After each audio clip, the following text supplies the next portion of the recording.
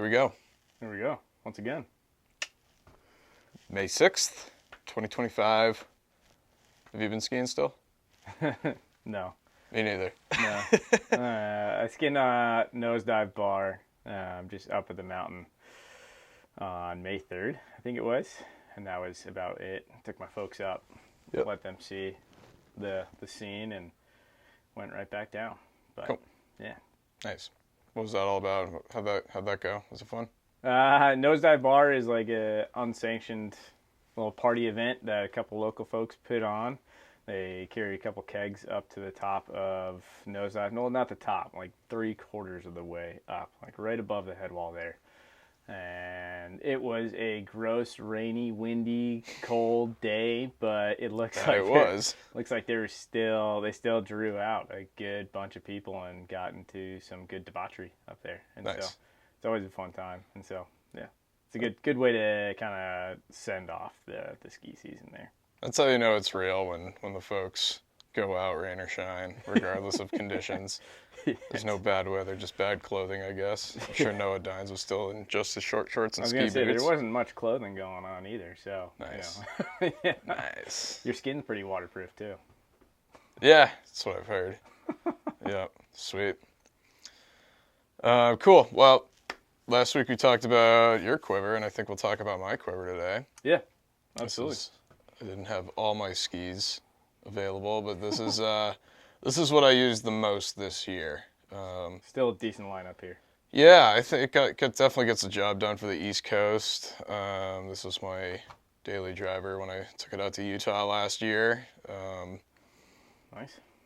Yeah, got me around, got me up and down. Yeah. Where do you want to start? Start on the far side there with the XCD ski, the Madshus Panorama M68. This is my first scaled ski.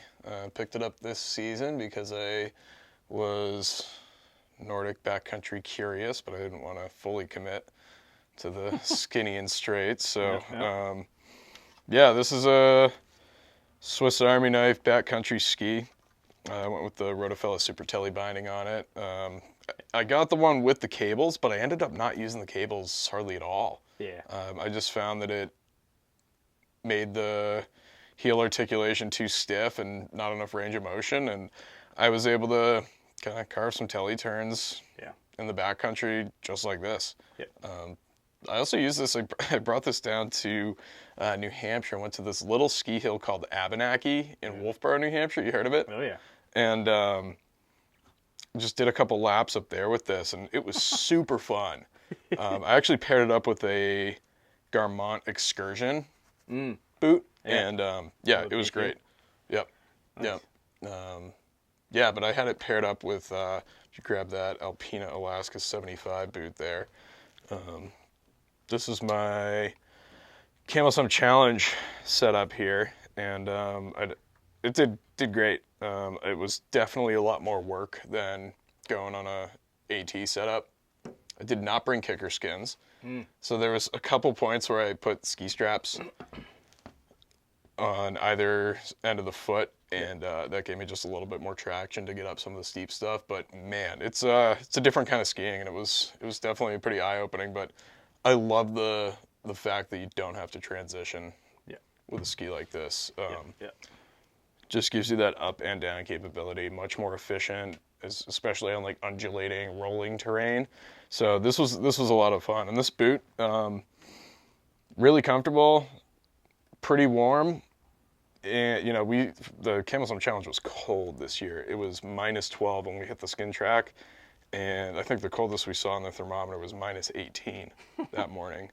So it was a very cold day, but it warmed up. By the end of it, it was 22 degrees. So we had almost a 40-degree temperature swing that day, but it was still below freezing. So let that talk for you. Yeah, big swing. But yeah, I like the leather boot. It's comfortable. It feels like a boot, not a ski boot. And yeah, it's interesting. You got any experience with a setup like this? No, I've never had a setup like this, but they've always intrigued me, like the volkl Ultra Vector, or the V6 scaled version. Like, it just seems telly or AT. Like, it just seems like a great Vermont ski. I just don't have a spot because I feel like you need a specific spot to like take these kind of setups, right? Like Yep. a little bit more rolling, a little more undulating terrain, something with potentially a lot of transitions where your like skin setup would just be annoying to take that. And so I haven't found a spot where I typically go that like warrants something like this, but it's always in the back of my head. Every season I'm like, like should I get that setup and just go try and find it? Because it's a great putzing around.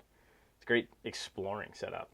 One of the guys, Connor, in the shop, he got the V6 BC from volkl this year, and yeah, I mean he seems to really enjoy it and love it and get around, and like it's nice for certain zones. He's over in Johnson though, so he might have a little bit more putzing around kind of terrain. So Yeah, for sure. We're situated right on the Catamount Trail. I think this is a great Catamount Trail ski, especially if you're trying to do multiple days on the Catamount Trail and you're bringing an overnight kit and you have a little bit more weight. A ski like this is stiffer than a classic, 62 millimeter Nordic ski, straight ski, and it'll allow you to carry more weight and have more glide. Also has metal edges, a little bit wider base, so it makes those downhills, especially when you're weighted, a little bit more secure. Yep. I think this is a great Catamount Trail ski, kind of expedition style ski. That's kind of what I got it for doing multi-day stuff, and big mileage stuff over, with a lot of vertical. Yep. Camo Sim Challenge is like 13 miles with a lot of vert. So this was a good one. I think, I don't know, what do you think for like trivial traverse? Would you go with something like this or would you go AT? I mean, you could do like the volkl Objective or the Endeavor scale, like BC, because that way you could have a little bit more stability if you're skiing down. The Trivial Traverse is also another unsanctioned event, going from Bolton Valley, kind of traversing across a few valleys, and then eventually ending at Spruce Peak. And so lots of traversing, big miles, but still, like, downhills. Like, there's legit downhill skiing. You're skiing. Yeah, you're skiing. It's not a traverse like the Grand Traverse kind of thing. It's you're still, every single downhill is still a ski, and so you want something with a little bit more heft. Maybe I personally would.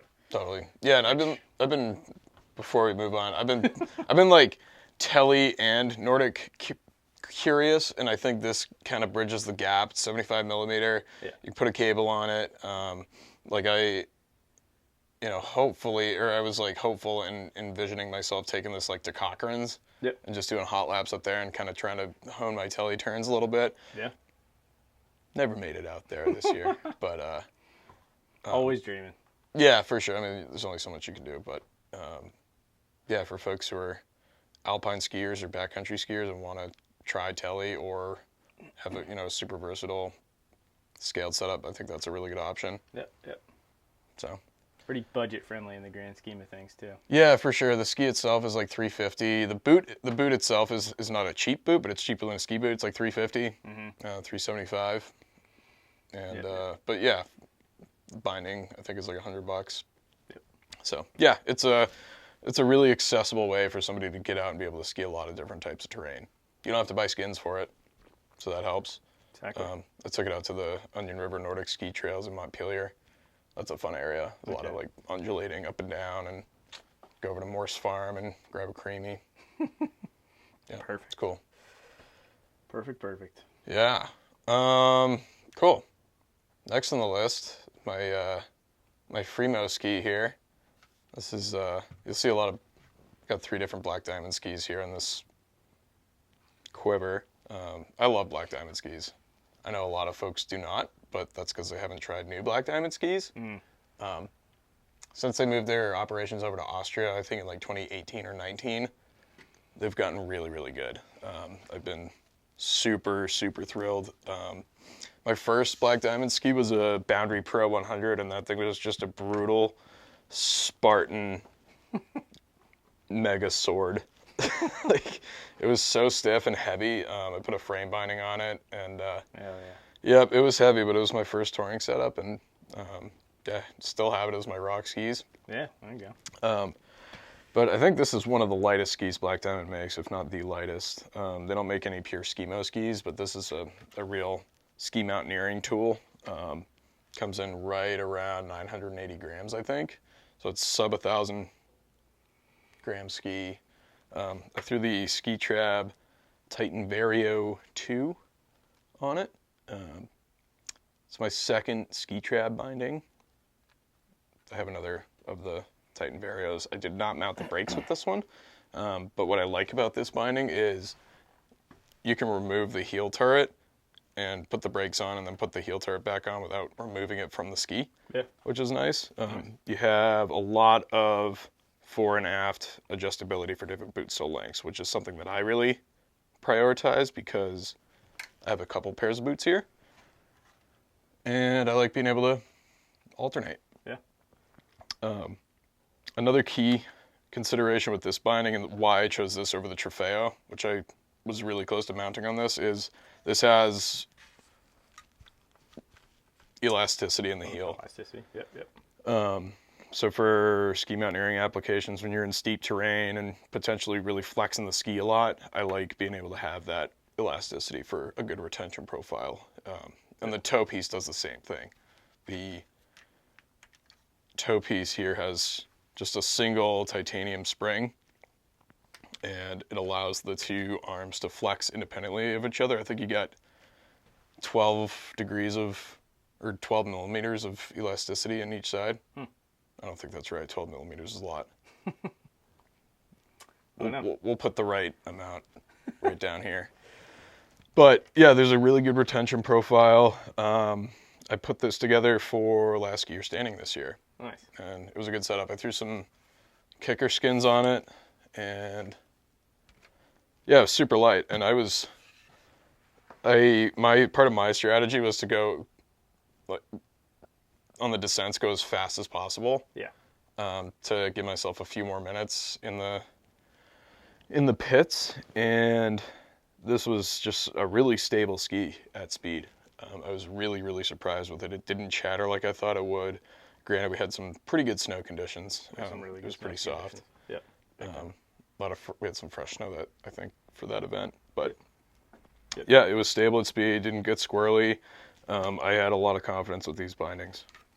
I don't know too much about the Skitrab bindings just yet, but we are going to be bringing in a few of these models next year, and so I'm excited to check them out. And we've just heard good things from customers, and we've had a few folks, really asking and requesting that we bring these folks in. And so next fall, we'll be bringing some of these models in, which I'm excited about. It's a different kind of binding, different kind of setup. I think it draws a different type of crowd. Has some pros, has some cons to it, and so yeah, we'll see how it goes. But I'm excited to bring in another binding company. Totally. Yeah, I don't have nearly as much time on this binding as I do on others like the G3Z or the Marker Alpinist here. I haven't had any durability issues. That said, there's a lot of plastic in it, which I was kind of surprised about. All the mounting interfaces are plastic. The heel turret is a lot of plastic in there. But I haven't found it to be lacking in durability. And Skimoco would say the same thing.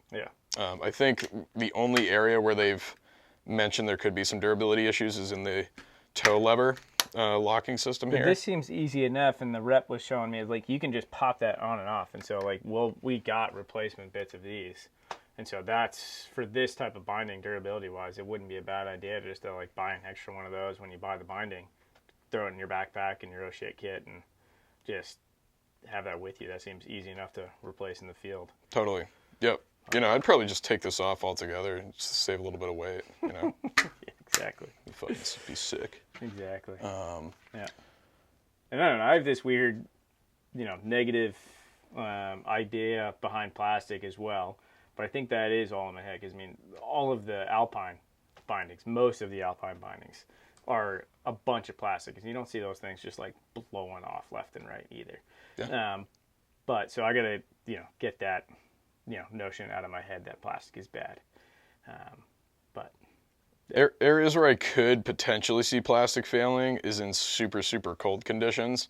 Sure. When it gets down below zero and colder, plastic does get brittle. Mm-hmm. So I probably would not use this binding as like an expedition binding or you know, for like a hut trip type thing. It's fair. Yeah, yeah, would concern me a little bit. It does have a ski crampon attachment point. You can remove that if you want to. What I do like about these pins is I don't know if all bindings have Yep. pins like this that have a little groove in it that helps shave and carve out ice from your toe inserts, but I think that's a thoughtful feature from Skitrab. Let's see if it'll focus. But yeah, and then just while we're here, this toe piece locking system right here is pretty interesting, and you can see how these arms flex. You have to depress the toe lever in order to step into the binding, so it kind of works in the opposite way that a normal binding does. It's constantly closed until you hit the lever here. I like it. I think in steep terrain, I might want something that I can just step into instead of having to put pressure on it if I'm transitioning in steep consequential terrain, but you can remedy that just by burying the tail of your ski in the snow. But that is a consideration. Yeah, the Cirque line of skis shares a lot of the same DNA with the heliocarbon line, which we'll get to in just a minute.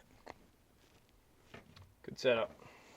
Yeah, I like it a lot. I still go back and forth with, should I take those bindings off and put on a Trofeo just so that it, or the Black Diamond Helio 145 binding. Yeah. Look cool. It'd be lighter. It'd save me 80 grams, but it's light enough. Yeah, exactly. Light enough. It's a safe binding. Yep. Yeah. Next setup. Let's go. So this is one I've had in my quiver for a long time. I've had multiple sets of this ski. I bought this one here like 4 years ago, I want to say. Nice. Yeah. This is one of my favorite skis ever. I don't know why. Maybe it's because it was my first somewhat lightweight ski. I think this comes in at either 1,100 or 1,300 grams. This is a 168 length. The Black Diamond ski here is a 169 length. I'm 5'7", so I like the 168 to 172 length for most of my skis. Feel like it gives me enough control with enough turnability. Yeah. I think for a backcountry ski like this, I call my camel's hump ski. There's tight trees there. You want something relatively light. You're not blasting through the trees, but you want something maneuverable and something that has a nice wide shovel for good float. And I've really enjoyed this ski. This is part of Rossignol's like backcountry kind of Nordic style ski line, but it has a waxless alpine base. So it's kind of a confusing ski in a way for some folks. It kind of shares some of the same DNA as like the Soul 7. Yep. In the I forget what they call this, the air core construction up here in the tip. Honeycomb. Yeah, the honeycomb air core. It looks nice. Looks kind of cool. Little tree line there, but yeah, it's got quite a bit of side cut. So when I take this up groom trails, like going up nosedive or something like that, and skiing down it, I can really carve on this thing because it has a nice tight turning radius. It's got a little bit of rocker in the tail, and yeah, I found this to be a great ski. 90 underfoot, 120 up at the front. And that's one of the things that gives this away as a Nordic or a backcountry ski is the naming convention. BC 120 is based off the tip width, not the waist width, and that's kind of how Nordic skis do their sizing conventions, like the Fischer Spider Crown 62 is 62 at the tip here. Yeah, full metal edges, partial sidewall for a little bit more stability and better binding retention. I think this thing would do really well with a 75 millimeter binding as well. In fact, I've seen some mounted up like that. I got a buddy, Ryan, who has this ski with a telly binding on it. Mm-hmm. I got the Marker Alpinist on here, Marker Alpinist 12. It's been a good binding for me. It's really light, it's safe, it's durable. I've had it for 4 or 5 years, and it's really simple. It only has one riser, adjustable release value from, I think, 6 to 12 in the back, fixed release value in the tip and the toe. Oh, what do you think? For the binding? Yeah, I mean, this is, when this came out, I remember this was one of the lighter bindings that had elasticity in the heel and at least a lateral release adjustment. It still has that U-spring and the U-bolt for the vertical, but it does have that adjustability for the back. And so having those two features of the release value and the elasticity in this small of a package was pretty darn huge. And the stack height and the ramp angle is incredibly low and neutral, and so that's another reason why people really like this. The fact that you could take brakes on, take them off, that was a huge asset to this binding too. So I mean, yeah, it was, when it first came out, it was kind of ahead of its time. Now I think a few companies have caught up to that and these features, but that doesn't mean that this has lost its value and its skiability and its adaptability. I mean, it's still a great bind. It's got a huge toe profile there in terms of mounting and a narrower heel. And so you get a lot of that like power transfer anyways from your toe. And so the fact that it has that wider hole pattern still makes it a strong skiing binding and a good binding to have in the Quiver. This is like a great, like, either daily driver explore ski setup. Kind of take it anywhere, and you can go long distances. You can ski 6 inches to a foot of snow and be just fine. Like this is a great, easy, forgiving, no matter the snow conditions kind of setup. Totally. It's pretty cambered underfoot, which lends to its ability to really carve and rail on hardpack. But again, that super wide shovel helps keep it afloat in deeper stuff. I did find that I don't know, depending on, it depends on how you ski it too. If you know how to ski powder, that definitely helps. When I was first getting going with this ski, I found myself sinking down a little bit, but once I kind of figured it out, I was able to stay on top, and yeah, it was a fun ski. It was fun exploring with. It's heavy enough that it's stable. The tip does chatter a little bit. There's not a lot of mass up here, and that air core definitely lends to it being a little bit more chattery instead of having more mass to be able to soak up vibration. So I think if they put like a damp material cork or get some kind of rubber or something like that in there, that would help the ski a lot. Definitely had some days blasting down Perry Merrill or under the gondola line where definitely got a little, felt it in my teeth. But yeah, I like the ski a lot. You'll feel that chatter regardless, unless you're on something like that. Yeah, for sure. That said, this ski weighing in like 400 grams, like almost a pound lighter than this ski, maybe 300 grams. Chatters a lot less than this ski. Wow. Yeah, it's snappy, but still damp. Yeah. This is stiff, and yeah, I wouldn't call it a damp ski. Sure. Yeah. All right, the Impulse 98. Yep. This is my favorite ski I've ever skied, I think. It's just, this is my bulldozer setup. This is my resort ski. Call it my 80-20 setup. I got Marker Duke PT12s on here. And this is really, I call this my smug ski.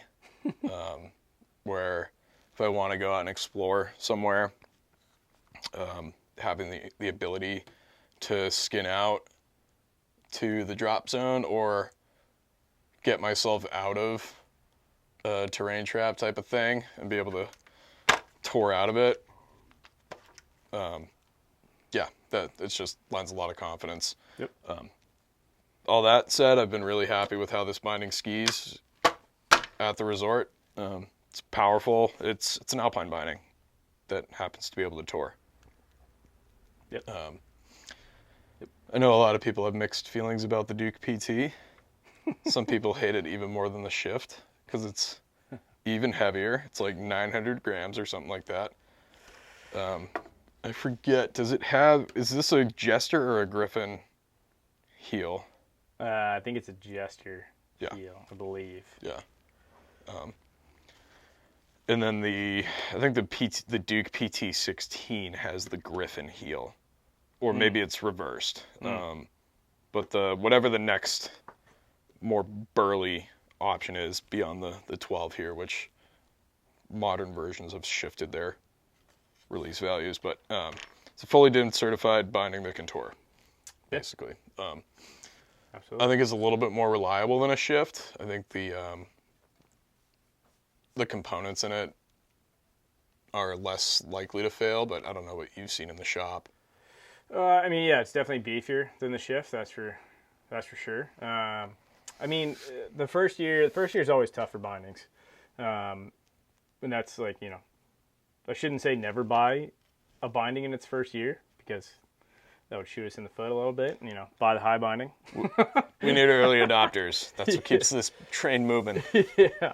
But the first year these guys came on out, they had a bit of a tough go there, just in terms of like the spring in the middle just exploding. Since then, they've obviously fixed that, and that was on the way up too. Like, oh, interesting. It would just like explode on the way up. We had like 5 come on back, and it was just all Yeah. up. And Marker's great though with warranties. They obviously saw that issue and fixed it. But it is always tough that first year. They can do as much R&D as they want in-house, but only customers can truly find ways to break bindings. That's for sure. Totally. I mean, you just by sample size, you have so many more variables and angles of incidence as far as impact and forces go in actual customer use than you can ever get in a testing lab. Yeah, but since then, like, we haven't seen nearly as many issues, if anything. And like, this is a binding, like, it's always, you know, the shift or this is always in the same conversation. And I say, if you have a young and dumb, you know, teenage or young 20s kid that just throws their skis in the back of their truck and doesn't care about stuff, but still wants to tour every once in a while, this is a great binding. If you're an adult and you're not a barbarian, then the shift is a great option. Yeah, I think just the shape of this it's able to deflect forces, like if you know, in the back of your truck, or if you're tossing this, it's a convex shape, and so it's gonna deflect impacts, whereas the shift, it's concave, and it's gonna, you know, potentially take a lot more impact, especially on the front toe welt area and the pins. Fully grip walk, full DIN certified binding. You could put this on any alpine ski and rip it. Absolutely. But I don't think don't get this binding if you're not also going to buy a pair of skins. There's cheaper bindings out there that'll do the exact same thing without the added complexity of more moving parts. I'm totally spacing on the weight of this ski. I think it's around... What length is it? It's 175. I want to say, I mean, if it's no different than the current series, then I think that's around like 1,800 grams. So I think this is a little bit different. The new Impulse TI, I believe, is a touch lighter. They changed the layup a little bit. This is a little bit burlier, a little bit heavier. Really damp ski, while remaining really powerful. I wouldn't call it a playful ski, but I would call it damp. It just blasts through anything. And I really, really enjoy carving on it. I think it has an 18-meter turn radius. So, you know, you have a little bit of shape with it, but I think that the 98-millimeter underfoot width is a really, really good width. I'm in the trees most of the time, if they're in, and so I like having the ability to float. Especially this season, we had a lot of snow, and even the groomers were, you know, I think every single time I skied a groomer, I skied fresh snow this year. So yeah, I went from my Boundary Pro 100 to this, and it skis way better. Yeah. It's got just as much power without being quite as stiff and brutal. Yeah, that's awesome. So. Yep. Yeah, this one goes everywhere. Black Diamond anymore. They had a tough go for a little bit there, and I think there's still that bad taste even after all this time. That was a long time ago, and even after all this time, like some people are like, oh, I don't want to buy Black Diamond skis. Like they're not good quality anymore. It's like they're made in the same factory as Blizzard now, and so like they're good skis. Like they're good quality skis. They're not made in that same factory that they used to be made in. Yeah, they were made in China, and now, yeah, they're made in, yeah, like you said, the Blizzard factory in Austria. Really good engineering, machining, and I think the designs are just better. The components, the engineering, the layups are awesome. I've had this ski for 2 seasons now, and I've taken it to ski demos last year and this year. Yeah. Skied it for the first run, went out and skied 10 to 15 different skis, and came back to this one and still love this one more than anything else. I think I really like the line blade optic. I think it's now just the optic. It's one of Jonathan Ellsworth's favorite skis. Shout out Blister Podcast. But I liked this one even just a little bit more. Nice. It's more responsive than the blade optic. And I think as far as use case goes, this falls right into the same category as like somebody who would be shopping for an atomic bent Shetler, or I think a Solomon QST is a similar. Yeah. Occupies a similar space. Definitely an all mountain ski. That's like whenever I was selling like this ski, the new version, and the QST series was always in the same lineup, just in terms of that like monster truck kind of feel, plowing on through stuff, always stable. Not this, maybe not like the snappiest of skis, but like you're gonna blast through crud. Like you're just gonna hold that line. Yep, definitely. Yep, I wouldn't hesitate to take this up to Tuckerman's or whatever, albeit a really heavy setup.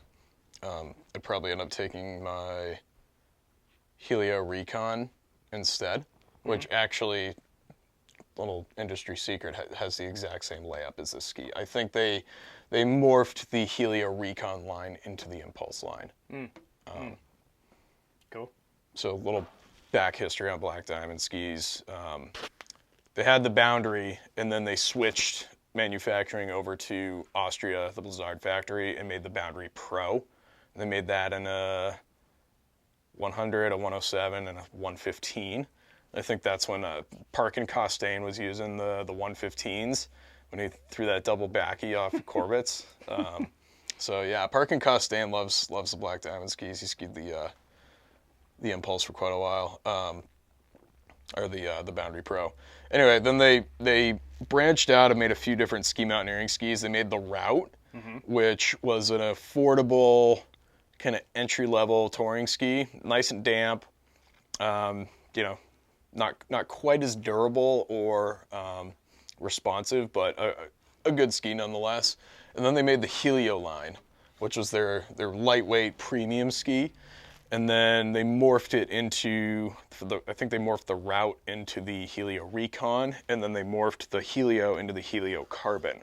They also had the Helio 76, which then turned into the Cirque line of skis, which is their light ski mountaineering type objective ski. And the Helio Carbons are just awesome, and I think that's a good segue into this ski. Yeah. 1,400 grams for the ski, 104 underfoot. I think it's like 135 at the front. I think it's like 115 in the back. So a lot of shape to it. Not quite as much shape as some of these other skis, but I probably skied this more than anything else this year, just because we had so much snow consistently. Yeah. We never had a thaw cycle this season for from December up until March. So it was bottomless powder all the way to the ground. And I wanted something that was going to keep me on top, and keep me on top this did. Yeah, I took this everywhere this year. I spent a lot of time in the Nebraska Valley, Dewey area, exploring some cool stuff, Devil's Dishpan and whatnot. And yeah, this was a ton of fun. I learned to ski powder on this ski, I would say. Nice. This was also my daily driver out in Utah last year. I brought this ski and this ski, but I only had this, no. I only had this boot with me. And this is the Dynafit Radical Pro, 1,400 gram boot. I like to try to match the boot weight to the ski weight when I can. Yep. If you're gonna have any type of disparity between weight, I'd go with a heavier boot and a lighter ski rather than a lighter ski and a heavier boot. What, did I say that right? Heavy boot, light ski. Don't go with a heavy ski and light boot.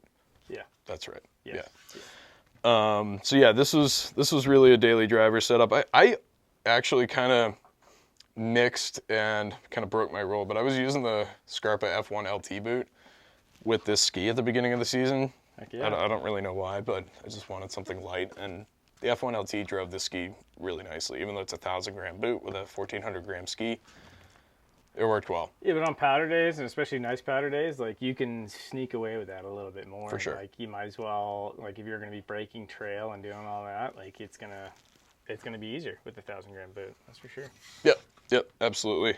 But yeah, the Dynafit Radical Pro and the Helio Carbon 104 has been my favorite backcountry setup. The ski is, given how wide it is, it's light enough to go anywhere. It's lighter than most 90 millimeter underfoot alpine skis. It's 1,400 grams. And I have it mounted up with the G3Z. I think it comes in at like 350 grams for the binding. Yep. That's, I think, where I made a mistake with this Quiver, or with this ski. I haven't loved this binding. I've broken multiple components on it. In fact, the toe lever here is still cracked. One thing that G3 does well is they sell parts and components on their website for their bindings. So I did buy some extra toe pieces to replace. I just haven't done it yet. Yeah. I would say that what I was a little bit disappointed with in this binding is the heel piece. When I'm really driving this ski, I can feel every time the heel piece is flexing and giving a little bit, and maybe I just need to crank up the release value on it. But it doesn't lend a lot of confidence. I feel a lot of power transfer lost in that rotation in the heel piece. It's a bit floaty. Yeah, exactly. It's not, I don't think the tolerances are super tight with these bindings. Components start to get floppy and wobbly and loose. And I've heard that echoed quite a bit. From a shop perspective, I love this binding because the jig is super easy, the same hole pattern as the Ion. Like the mounting up here is super straightforward. The fact that you can adjust almost every single bit on here with one screwdriver is huge. Mounting, din, everything. The fact that you can actually take this heel turret off and leave the base plate and slap a new one on if it breaks, huge. And so, yeah, from a shop perspective, it's great. Even like if you're going on a longer trip or a hut trip, the fact that you can carry just 2 heel turrets with you and you don't have to worry about unscrewing anything and slapping it back on, like that's awesome. Yep. But yes, some stuff, tends to break a little bit. They went bankrupt as a company. They got bought back, and so yeah. But still, I think the easiest toe piece to get into as a tech binding across the industry, in my opinion. Totally. It's an incredibly easy toe piece. Yeah, I'd like to sing some praises on this binding. I think that's probably one of the top selling points for this binding. It's got this bumper, this like rubber bumper here. So when you're stepping into it, it's not like it's a hard plastic piece that just like deflects your boot. It like your toe basically sticks, and then you just step in, and you're in. So I like this a lot for that reason. I like the elasticity in the heel. It flexes backward, and there's a lot of water bars in Vermont when you're skiing here in the backcountry, and I've flexed this ski pretty significantly. It's a stiff ski, but it does flex a lot in a water bar or a gully drainage, and that if this didn't have elasticity in the heel, it would have just popped right off. Yep. So I like that. Turning the heel turret is really easy on this binding. very user friendly. Yep. With like the dynafit speed turn or the marker alpinist, I'm breaking my fingers trying to turn that, especially when it's on my foot and I'm having to reach down behind me with gloves on, etc. Yeah, this is just a lot easier to use. Yep. I do say, like, when I had this, doing like steeper kick turns, you could tell, and especially when the riser was up, you could tell like the hole here, the elasticity doesn't shut off. And so like as you're doing those steep kick turns and the ski is flexing, like the whole heel turret is moving, which it took me like 3 tours to figure out what the hell was going on. Yeah. And I mean, it never was an issue, but it does feel weird. It feels like For your sure. heel is like kind of like sliding out from underneath you. Right, and maybe I just need to get used to that, but I wasn't skiing the way that I wanted to. Like if I had an ATK on here and it was just felt like I was bolted into the ski, Yeah. I would be skiing a lot more confidently. Yeah. I think I was accommodating for that flex in my knee band and how much I was leaning into my turns and whatnot. Yeah. Because I felt like this was going to fly off, but maybe I was just experiencing it doing its job of not flying off. Yep. So, heel risers are super easy. I think this is a great mechanism here. It looks like rabbit ears, floppy rabbit ears. But yeah, working it with a pole is super easy. You don't have to turn the binding any certain way in order to have access to the heel risers the way that they're meant to be used. They work. They're ambidextrous, I would say, if you turn it right or left. Yep.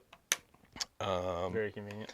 Yeah, they're made of metal. There's a decent amount of metal on this timber. There's a decent amount of metal on this binding, but not. There's still a lot of plastic, but yeah, and I have broken multiple components. Like, Yeah. Pull this up close here. The toe lever here, you can see that's cracked, and then in the heel piece, these pin retaining grommets here, you'll see one's green and one's black. The black one is the replacement that I cannibalized from an ion binding. That said, it was an easy fix. You just need a screwdriver and a bench to work on it. And I like how there's some crossover in the componentry from the ion. Yep. But this is the lighter cousin to the ion binding. There's no brakes on this. You can buy brakes. I did not because I've heard that they just have problems. They get loose, they fall off. It's a tricky system. It's just plastic rubbing on plastic of how it locks in, and like it works great right off the bat when it's brand new, totally fine. But they wear out after a season. Like it just, and so I don't know. I always tell people, don't bother with buying them. Like you could put them on if you want them, but they're gonna wear out. And so I don't know. I think it's better binding without brakes.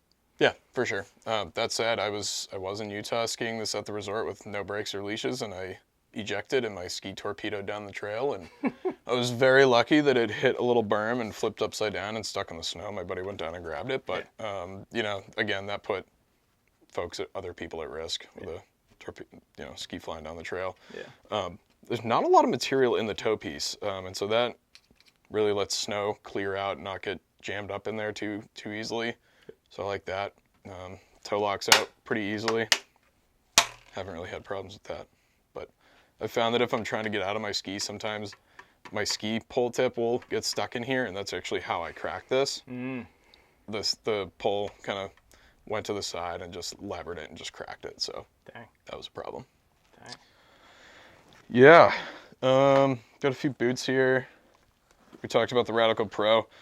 This is my Rossignol All-Track Pro 130, All-Track Pro 130 LT MVGW. It's a lot of letters. This is the beefy equivalent to the Solomon Shift or the Technica Cochise or the Atomic Hawks XTD. 80% resort, 20% touring. It's a resort boot that can tour.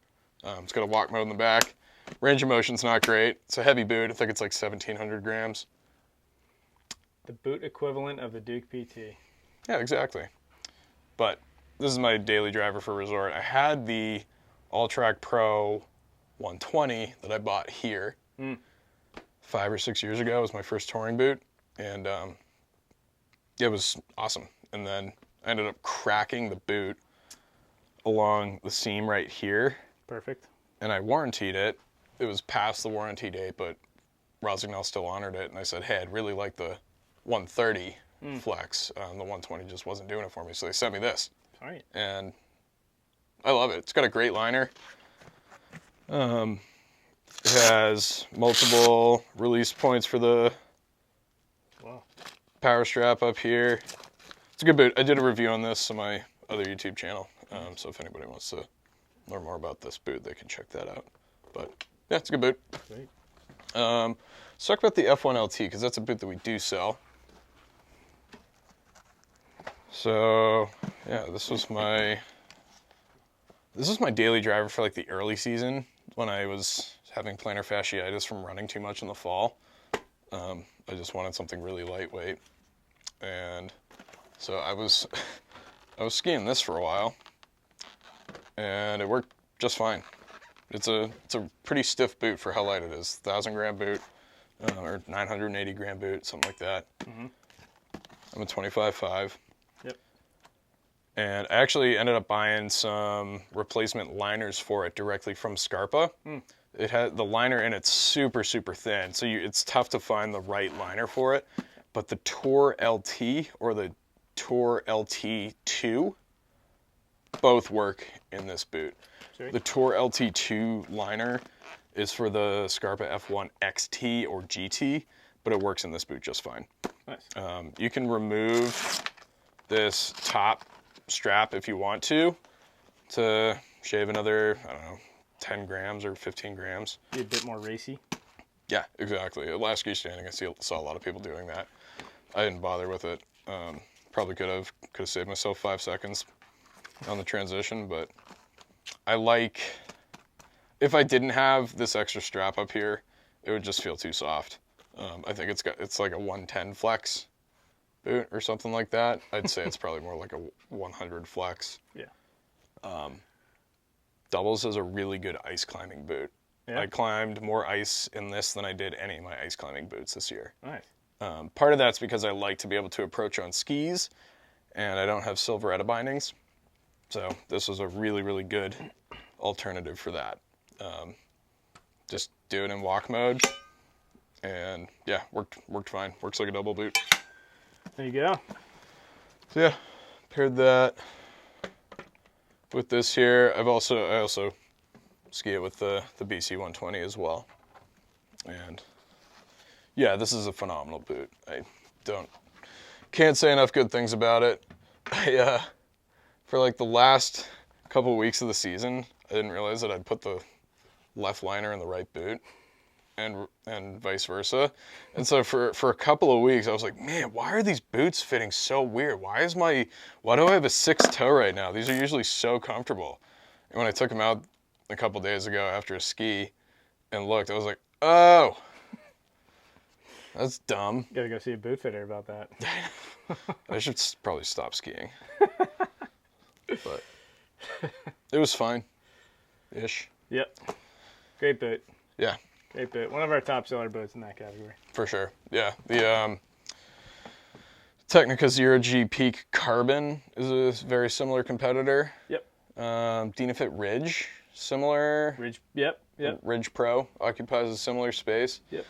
So there's a lot out there, in the same weight category. That's a ski mountaineering, skimo-esque boot. It's not quite as light as the like the Scarpa Alien or insert whatever skimo boot you want.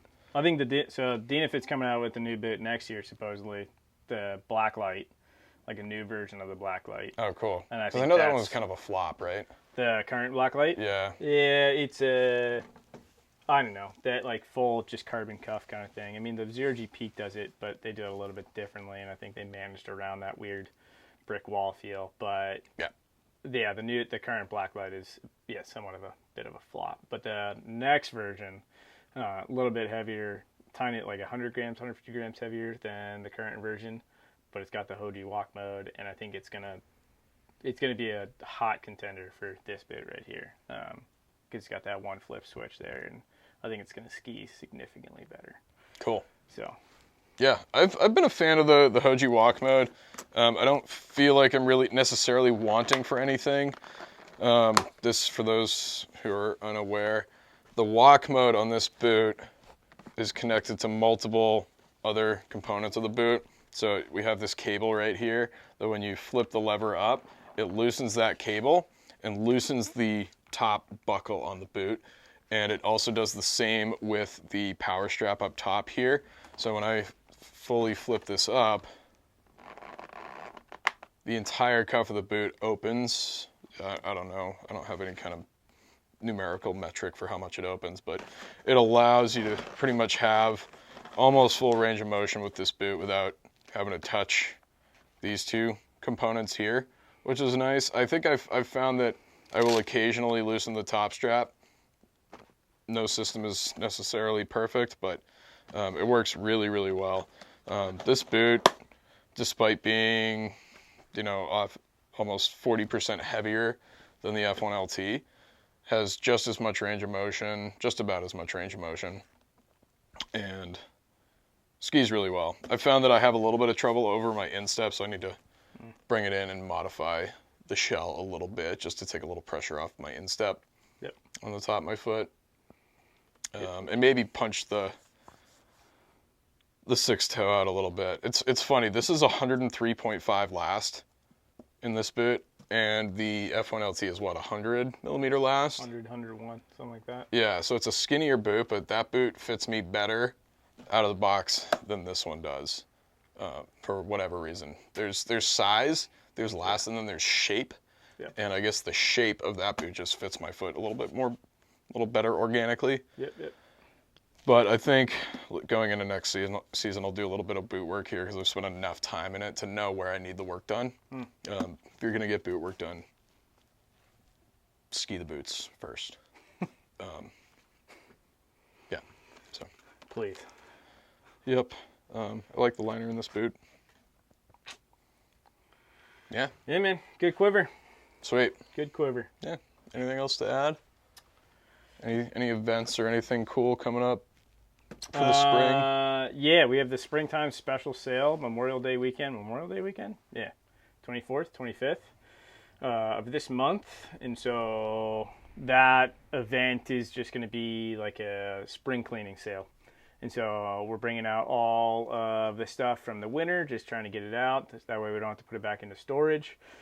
Bringing some leftover stuff from last summer on out, and we're going to set up a big tent in our parking lot back there. We're going to be grilling out. We're going to have some drinks available. We are also going to be offering while you wait mounts, while you wait tune. Not tunes. We're going to create a special tune that we can kind of pump out really quickly, and you can ask for like a summer storage or just a regular tune. And so, they say boot fitting and mounting on the spot kind of stuff. And so we'll have some boot fitters and labor stuff ready for you. That way you can basically come in, one-stop shop, and then go on out if you want to take it home that day.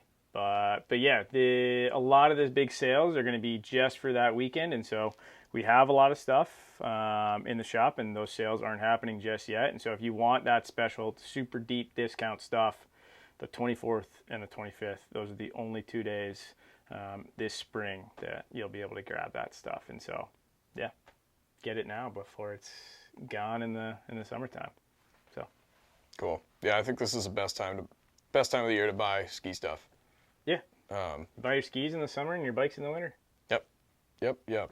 If you made it this far, congratulations. We're going to give you $20 off a full tune here at the shop. So,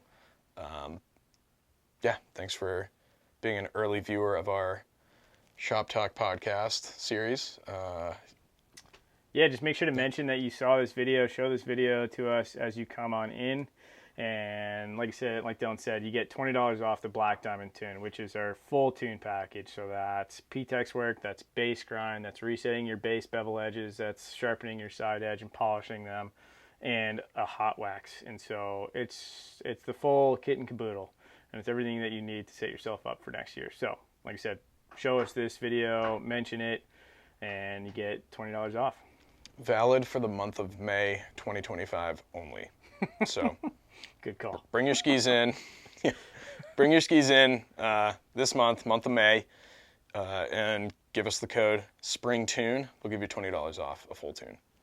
Does that work? Sounds great. All right, cool. Keep watching. Tune in next week. MountainOpsvt.com. MountainOpsvt on Instagram. MountainOps_VT on Instagram. MountainOpsvt on YouTube. What's our phone number? 802-253-4531. Or send us an email at customerservice@mountainopsvt.com. Yeah. That's about it. That's all we got for you. Sweet. That's all we got. Until next time. Cool.